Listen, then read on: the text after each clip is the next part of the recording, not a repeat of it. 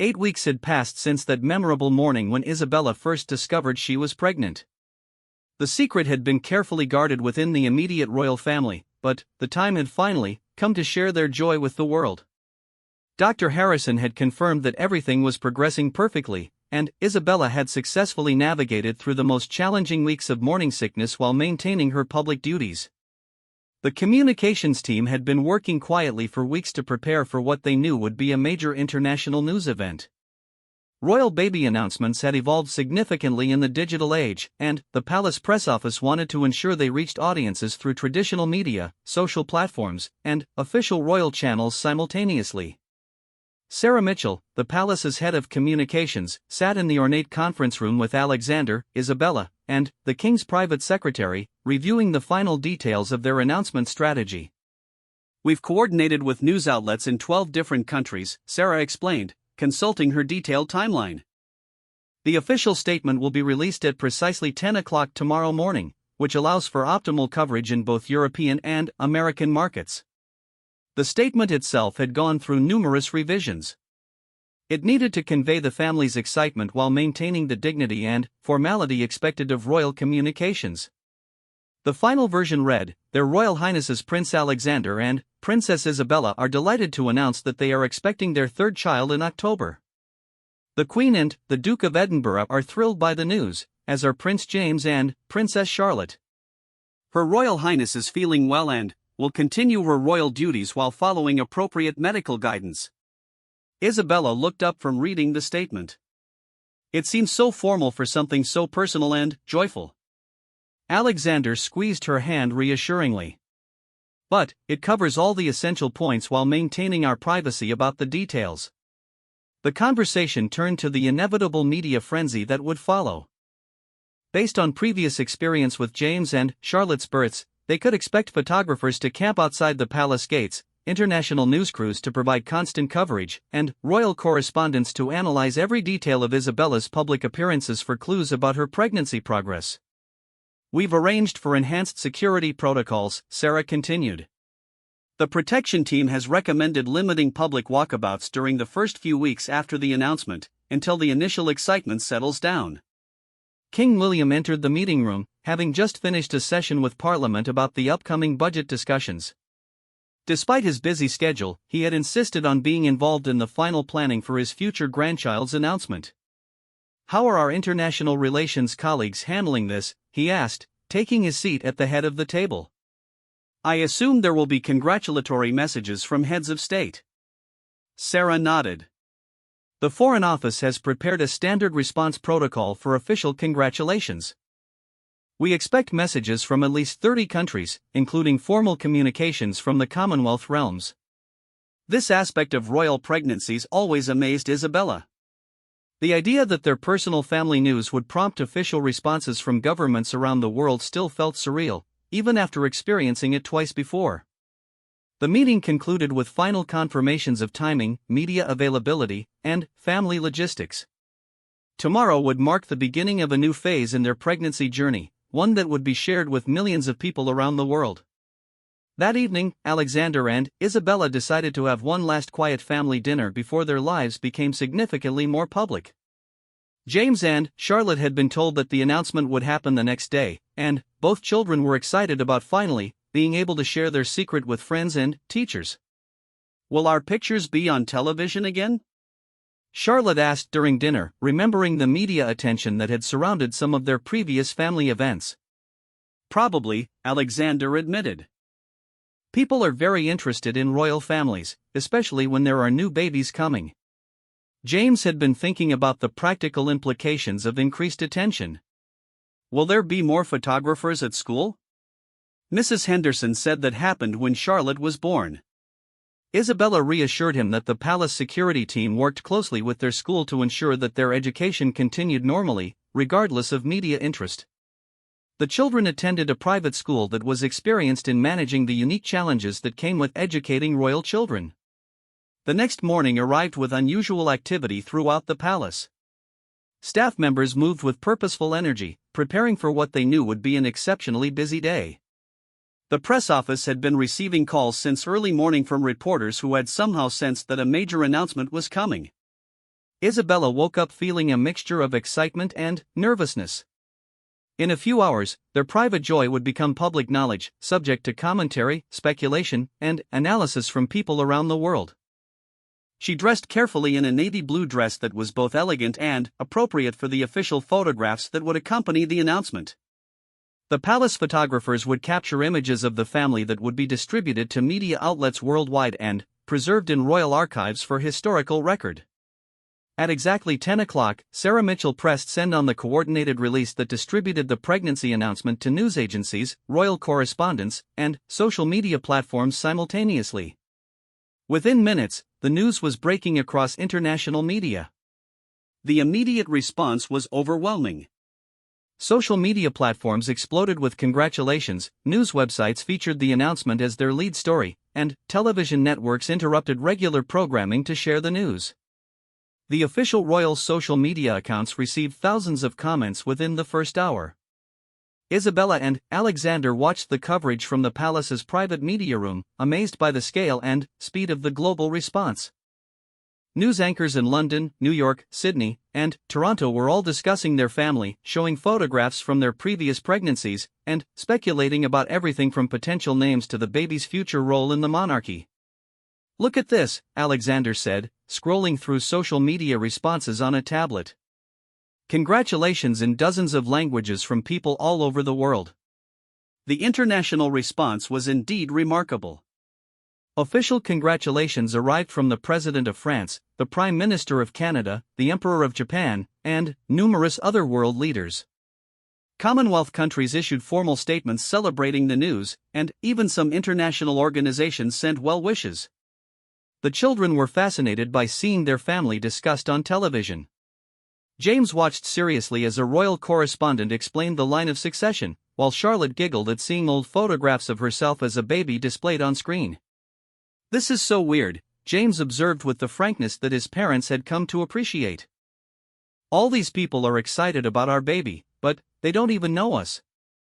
Isabella explained that many people felt connected to royal families because they represented continuity, tradition, and hope for the future.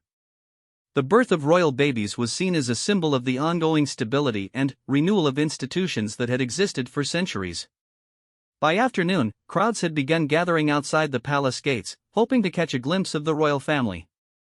Many brought flowers, balloons, and handmade cards congratulating the couple on their pregnancy. The scene was festive and celebratory, with people from many different countries who happened to be visiting the capital joining local well-wishers. The palace staff prepared for what would be a brief public appearance. Alexander and Isabella had agreed to step outside for a few minutes to acknowledge the crowds and allow photographs, but they wanted to keep the interaction relatively brief during these early weeks of pregnancy. When they emerged from the palace's main entrance, the cheers from the crowd were deafening. Hundreds of people had gathered, waving flags and holding signs with congratulatory messages. Isabella was visibly moved by the warmth and enthusiasm of the response. "Thank you all so much," Alexander said, his voice carrying clearly in the afternoon air. "Princess Isabella and I are thrilled about our growing family, and we're deeply touched by your kindness and support." Isabella stepped forward, her hand unconsciously moving to rest gently on her stomach. "Your congratulations mean the world to us.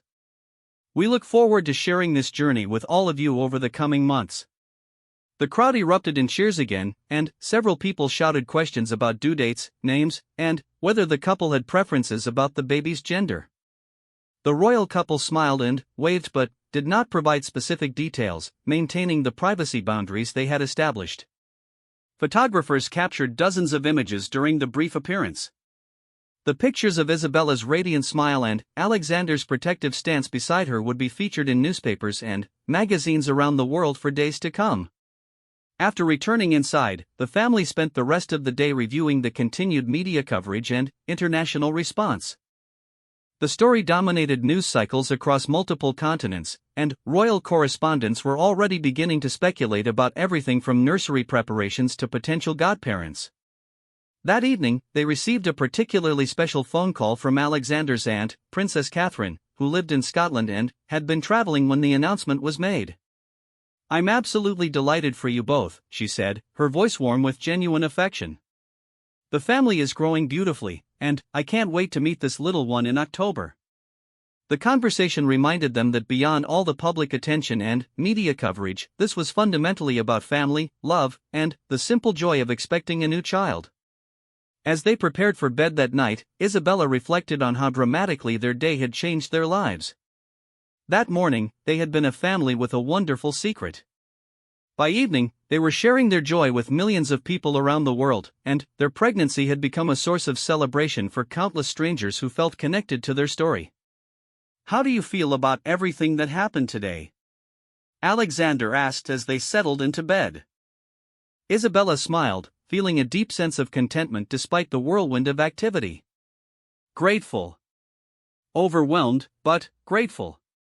It's amazing how something so personal can bring happiness to so many people." The next few months would bring continued attention, speculation, and celebration as the world followed the progress of the royal pregnancy. There would be regular updates, charitable events highlighting family and children's causes, and endless media analysis of every public appearance. But, for now, as Isabella drifted off to sleep with Alexander's arms around her, she focused on the most important aspect of their news. In about 6 months, their family would welcome a new member, a child who would grow up surrounded by love, privilege, and the unique responsibilities that came with being born into royalty. The announcement had been made, the world had responded with joy, and now the real journey could begin. As autumn approached, the Kingdom of Ashworth would prepare to welcome its newest royal baby, and the young family would navigate the exciting challenges of becoming a family of 5 while serving their country and maintaining the traditions that had defined the monarchy for generations. Outside the palace windows, the last of the well-wishers were heading home, taking with them memories of a special day when they had shared in a royal family's happiness. Tomorrow would bring new challenges and continued attention, but tonight, Prince Alexander and Princess Isabella were simply expectant parents, excited about the future and grateful for the support of their family, their country, and people around the world who had chosen to celebrate this new life with them. The morning appointment with Dr. Harrison confirmed what Isabella already knew in her heart. She was indeed pregnant, approximately 7 weeks along, and everything appeared to be progressing normally. The distinguished physician, with his silver hair and kind eyes, had been caring for the royal family for decades and understood the unique pressures that came with royal pregnancies. "Your Royal Highness, Dr. Harrison said as he completed his examination, your health appears excellent. Based on the examination and your dates, I would estimate your due date to be sometime in early October. We'll want to schedule regular appointments, and I'll recommend some modifications to your current schedule to ensure optimal health for both you and the baby." Isabella felt a wave of relief wash over her. After 2 previous pregnancies, she knew that this early confirmation was crucial. Alexander, who had been waiting anxiously in the sitting room, was called back in to discuss the medical recommendations and next steps. "What kind of schedule modifications are we talking about?" Alexander asked, taking Isabella's hand as they sat together on the comfortable sofa in the palace medical suite. Dr. Harrison consulted his notes. "Nothing too dramatic at this stage, Your Royal Highness. We'll want to reduce long-distance travel, limit standing engagements to no more than 3 hours at a time, and ensure Her Royal Highness gets adequate rest. The first trimester can be quite exhausting, and, with your royal duties, we need to be particularly careful about stress levels and overexertion." Isabella nodded, thinking about her packed schedule for the coming weeks. There were several international diplomatic events, charity galas, and public appearances already on the calendar. Some would need to be adjusted or delegated to other members of the royal family. "We'll need to be discreet about these changes," Alexander said, understanding the delicate balance between Isabella's health and maintaining their privacy. "Any significant alterations to our public schedule will certainly raise questions from the media." Dr. Harrison smiled knowingly. He had navigated these waters before with the royal family. "Of course. I'll work with your private secretary to suggest schedule modifications that appear routine. Perhaps some could be framed as allowing more time for existing charitable commitments or personal family time." After Dr. Harrison left, Alexander and Isabella spent time preparing for what would be one of the most important conversations of the entire pregnancy journey, telling the king and queen. Alexander's parents had been married for 35 years and had raised 4 children while managing the complexities of ruling a modern constitutional monarchy. Their experience and guidance would be invaluable, but their reaction would also set the tone for how the entire extended royal family would respond to the news. The meeting was scheduled for 11 o'clock in the king's private study, a room that held decades of family memories and important royal decisions. The walls were lined with leather-bound books, family photographs, and portraits of previous monarchs. It was where Alexander had often come as a child when he needed to speak with his father about serious matters. King William sat behind his mahogany desk, reviewing documents related to the upcoming state visit from the President of France. At 62, he remained an imposing figure, tall and distinguished with graying temples and intelligent brown eyes that missed very little. Queen Margaret, 58 and still strikingly beautiful, sat in her favorite chair by the window, working on correspondence related to her patronage of various children's charities. "Alexander, Isabella," the king said warmly as they entered, setting aside his papers. "Please, sit down. You both look rather serious this morning." Queen Margaret looked up from her letters, immediately sensing the importance of this meeting. As a mother and grandmother, she had developed an intuition about her children that rarely failed her. "Is everything all right? You mentioned this was urgent when you requested the meeting." Alexander and Isabella had rehearsed this moment, but, sitting there in front of his parents, Alexander felt like a nervous young man again. "Mother, father, we have some wonderful news to share with you." Isabella took a deep breath and smiled. "We're expecting another baby. I'm about 7 weeks along." The silence that followed lasted only a few seconds, but it felt much longer to the expectant parents. Then, Queen Margaret's face broke into a radiant smile, and she rose quickly from her chair to embrace Isabella. "Oh, my dear," she said, holding Isabella tightly. "How absolutely wonderful! Another grandchild." King William stood and walked around his desk, his serious expression softening into one of genuine joy. He embraced his son firmly, then turned to Isabella with a warm hug. "This is indeed wonderful news," he said, his voice filled with emotion. "When are you due?" "Early October, according to Dr. Harrison," Isabella replied, still feeling overwhelmed by their enthusiastic reaction. Queen Margaret immediately shifted into practical mode, a trait that had served her well through decades of royal motherhood. "Have you told James and Charlotte yet? And what about the public announcement timeline?" Alexander explained their plan to wait until the end of the first trimester before making any public statements. The king nodded approvingly, understanding the wisdom of this approach from both medical and strategic perspectives. "That gives us about 6 weeks to prepare," King William mused. "We'll need to coordinate with the communications team, the private secretaries, and the security detail." Royal baby announcements have become quite significant events in recent years. This was certainly true. The births of James and Charlotte had generated worldwide media coverage, with international news crews camping outside the hospital and millions of people following every detail of the pregnancies and births. The announcement of a third royal baby would likely generate even more interest, as the public had fallen in love with the young royal family over the years. Queen Margaret sat back down, her mind already working through the implications and opportunities that this pregnancy would bring. "We should also consider how this affects your charitable commitments, Isabella. Your patronages will certainly want to be involved in celebrating the pregnancy, and there will be opportunities for promoting family and children's causes." Isabella had not yet thought about how her various charitable roles would be affected by the pregnancy. As a senior royal, she served as patron or president of over 20 different organizations, many focused on children's welfare, education, and family support. The pregnancy would indeed provide unique opportunities to highlight these causes. "We'll need to think about security protocols as well," King William added, his expression becoming more serious. "Pregnant members of the royal family require enhanced protection, especially during public appearances." This was another aspect that Alexander and Isabella had not fully considered. During her previous pregnancies, the security arrangements had been significantly increased, with additional protection officers, modified travel procedures, and careful advance planning for all public events. The conversation continued for nearly an hour, covering everything from medical arrangements to media strategy to family logistics. By the end, both Alexander and Isabella felt much more confident about managing the months ahead. "There is one more thing we should discuss," Queen Margaret said as they prepared to leave. The line of succession. This baby would be fifth in line to the throne, after King William, Alexander, James, and Charlotte.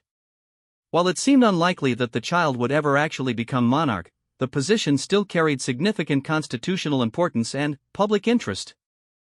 "The constitutional implications are minimal," King William explained, "but the public fascination will be considerable. A fifth-in-line royal baby is still front-page news around the world." After leaving the meeting with his parents, Alexander and Isabella felt both relieved and somewhat overwhelmed. Sharing the news with family had made it feel much more real, and the discussion of all the practical arrangements had driven home just how complex a royal pregnancy could be. Their next challenge would be telling James and Charlotte. They had decided to wait until after speaking with the king and queen, wanting to ensure they had a clear plan for managing the various aspects of the pregnancy before involving the children. That afternoon, they arranged for a private family time in the palace gardens. It was a beautiful spring day, and the children were excited to spend uninterrupted time with their parents away from tutors, staff, and official duties. James was kicking a soccer ball while Charlotte picked flowers for a bouquet she was making for her grandmother. The scene was peaceful and domestic, a reminder of how normal their family life could be despite the extraordinary circumstances of their royal status. "James, Charlotte," Isabella called, settling onto a blanket under their favorite oak tree. "Come sit with Papa and me. We have something special to tell you." The children immediately abandoned their activities and ran over, their faces bright with curiosity and excitement. Charlotte snuggled up against Isabella while James sat cross-legged facing his parents. "Are we going on another royal tour?" James asked hopefully. Despite the formal aspects of royal travel, he enjoyed seeing new places and meeting different people. "No, darling," Alexander laughed. "This is about our family."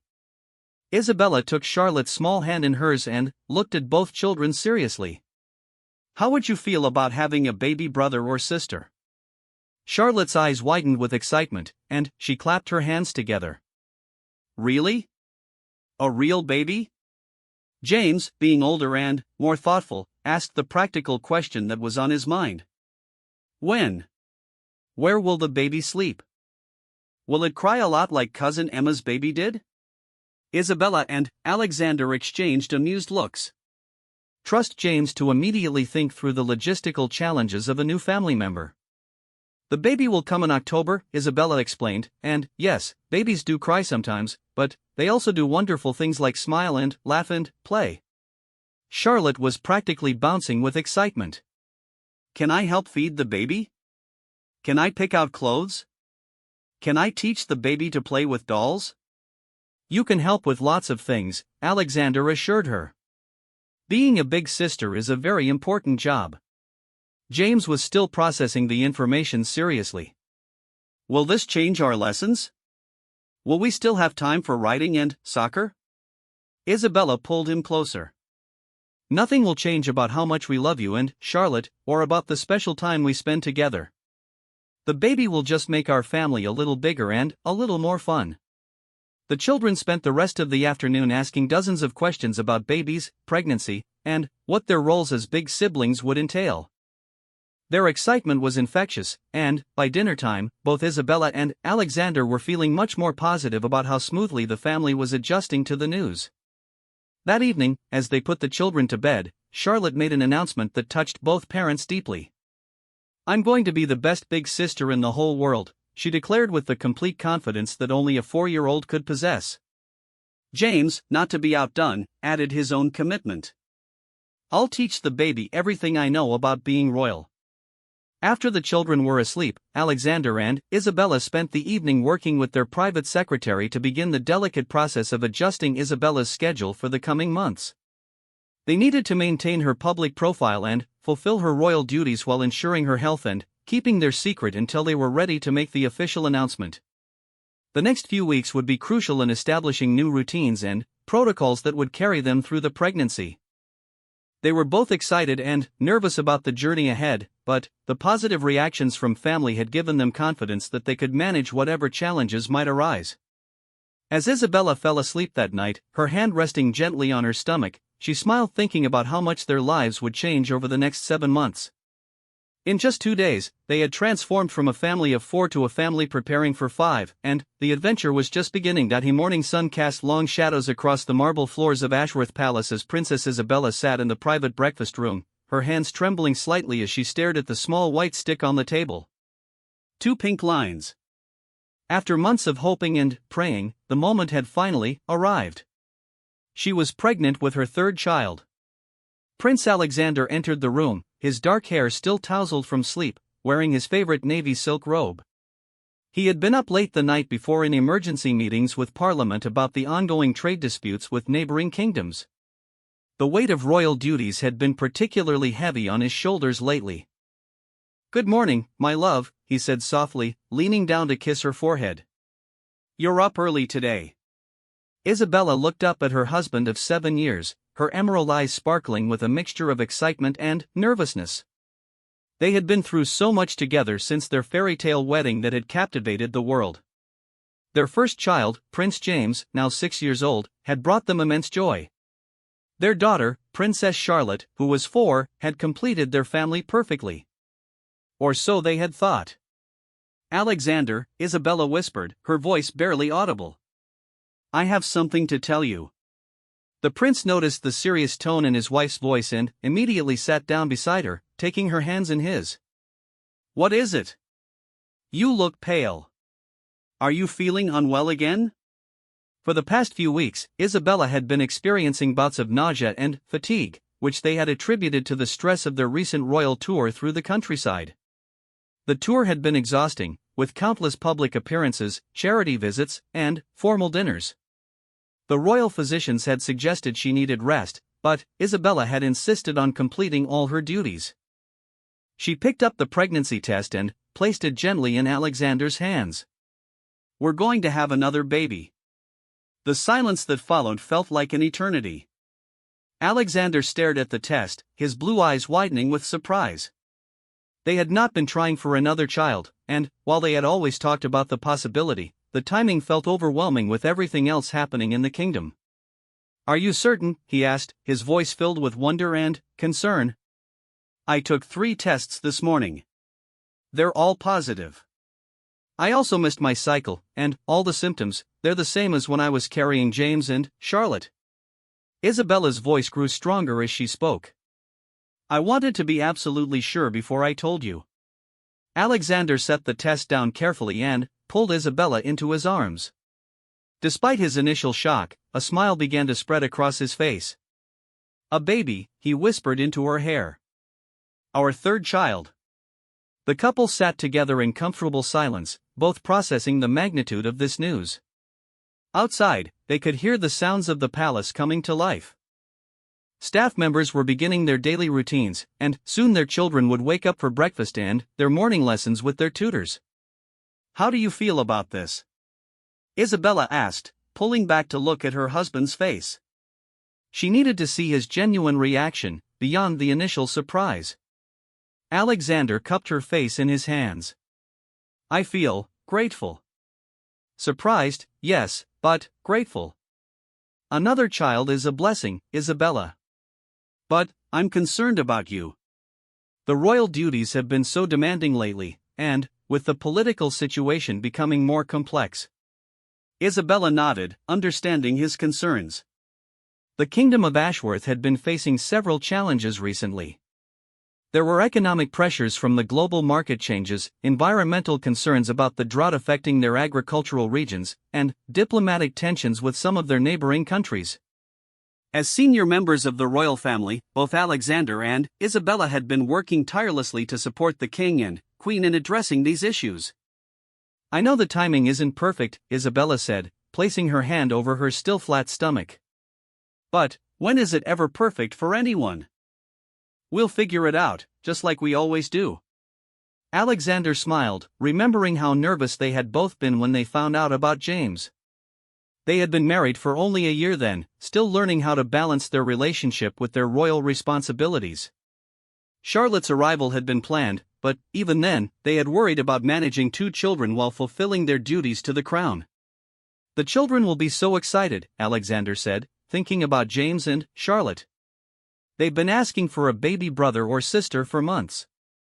Isabella laughed, recalling the countless conversations they'd had with their children about babies. James, being older, had become fascinated with the idea of being a big brother to someone else. Charlotte, despite being the baby of the family, had been insisting that she wanted to help take care of a younger sibling. "We need to tell them carefully," Isabella said. "And we need to decide when to make the public announcement. You know how quickly news travels in the palace." This was a valid concern. The royal household staff was generally very discreet, but, with so many people involved in their daily lives, it would be difficult to keep the pregnancy secret for long. There were the personal physicians who would need to be involved, the security team who would need to adjust their protocols, and various other staff members who would inevitably notice changes in Isabella's schedule and health routines. "How far along do you think you are?" Alexander asked. "Based on my calculations, about 6 weeks. I'll need to see Dr. Harrison for an official examination, but that's my best estimate." Isabella had been tracking everything carefully since she first suspected she might be pregnant. Dr. Harrison had been the royal family's physician for over 15 years and had delivered both James and Charlotte. He was trusted, discreet, and experienced in handling the unique challenges that came with royal pregnancies, including the intense media scrutiny and security considerations. Alexander stood up and began pacing the room, his mind racing with all the implications of this news.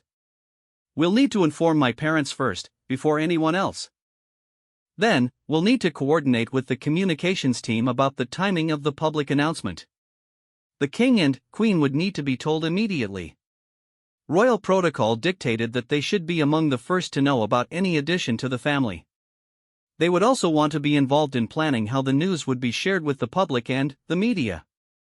I'm thinking we should wait until after the first trimester to make any public announcements," Isabella suggested. "That gives us about 6 more weeks to adjust and plan properly." Alexander agreed. The first trimester was always the most delicate period, and they wanted to be certain everything was progressing normally before sharing the news with the world. They had learned from experience that royal pregnancies attracted intense international attention, and they wanted to be prepared for the media frenzy that would inevitably follow. A soft knock on the door interrupted their conversation. "Your Royal Highnesses," came the voice of Mrs. Pemberton, their head housekeeper. "The children are awake and asking for breakfast." "We'll be right there," Isabella called back, quickly hiding the pregnancy test in a drawer. Alexander helped her to her feet, and they walked hand in hand toward the children's wing of the palace.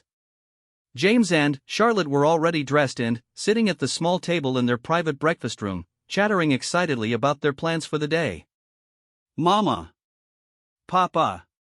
Charlotte exclaimed, jumping up from her chair to hug them both. "Mrs. Pemberton said we can visit the horses after lessons today." James, more reserved but equally excited, stood up politely. "Good morning, Mother." "Good morning, Father. Are we still going to the Children's Hospital this afternoon for the charity visit?" Isabella and Alexander exchanged glances. They had indeed planned a visit to the Children's Hospital, one of Isabella's favorite charitable commitments. Now, with her pregnancy, they would need to be extra careful about her exposure to illnesses and her energy levels. "Yes, we're still planning to go," Isabella said, sitting down beside Charlotte. "But we might need to shorten the visit a little bit." As they ate breakfast together as a family, Isabella found herself watching her children with new eyes. In about 7 months, there would be another little person at this table. The thought both thrilled and overwhelmed her.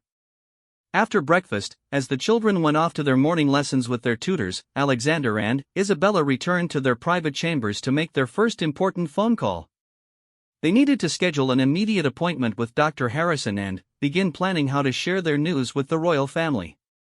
"Are you ready for this journey to begin again?"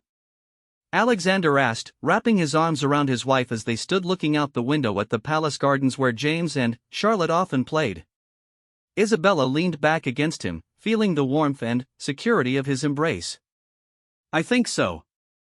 It's going to be different this time, with everything else going on in the kingdom, but we've done this before. We can do it again.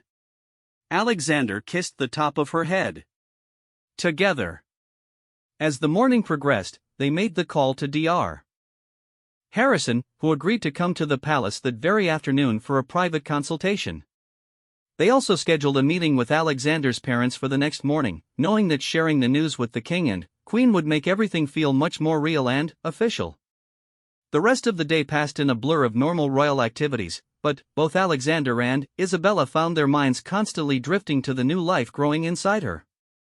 Every public appearance, every meeting, every interaction now carried the added weight of their secret knowledge. During the hospital visit that afternoon, Isabella watched the children they met with new emotions. Soon, she would have another child of her own to love and protect. The responsibility felt enormous, but so did the joy and anticipation that was beginning to build in her heart. That evening, as they tucked James and Charlotte into bed, both children seemed to sense something different about their parents. Children often had an intuitive understanding of changes in their family dynamic, even when they couldn't put their finger on exactly what was different. "Mama," Charlotte said as Isabella was reading her a bedtime story, "you seem extra happy today. Did something special happen?" Isabella smiled, smoothing her daughter's golden hair. "Every day is special when I have such wonderful children."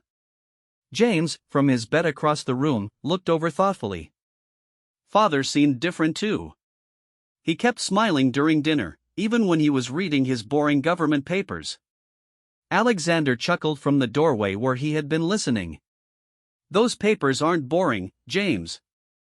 They're very important for helping our people." "But they usually make you frown," James observed with the honesty that only children possess. Isabella and Alexander exchanged another meaningful look.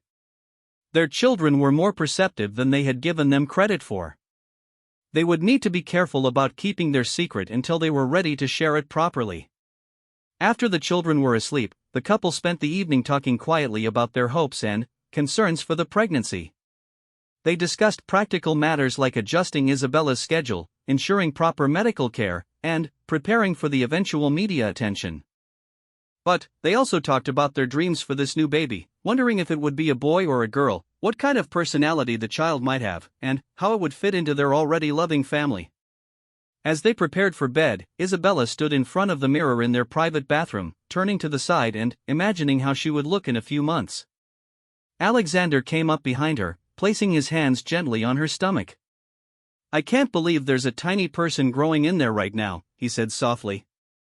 Isabella covered his hands with hers. "I know. It's amazing how something so small can change everything so completely." They went to sleep that night holding each other close, both excited and nervous about the journey ahead. Neither of them could have predicted how dramatically their lives were about to change, or how this pregnancy would become one of the most closely followed and discussed events in recent royal history. The next morning would bring the first step in sharing their news with the family, beginning a process that would eventually lead to a worldwide celebration of new royal life.